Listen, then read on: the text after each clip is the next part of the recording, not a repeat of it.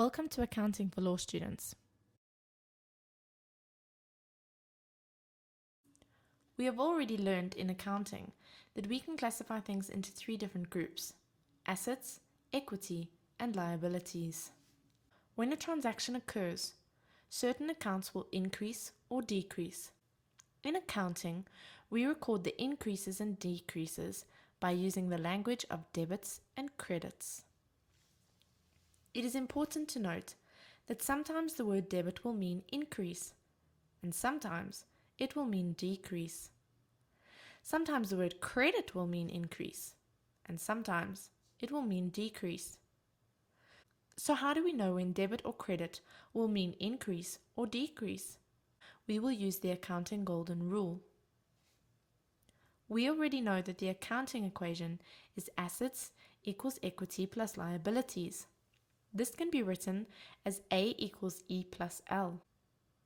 We can see that the side on which things increase or decrease changes depending on whether we are dealing with an asset, equity, or liability.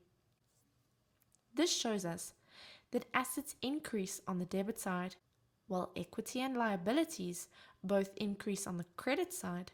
Assets decrease on the credit side, while equity and liabilities both decrease on the debit side.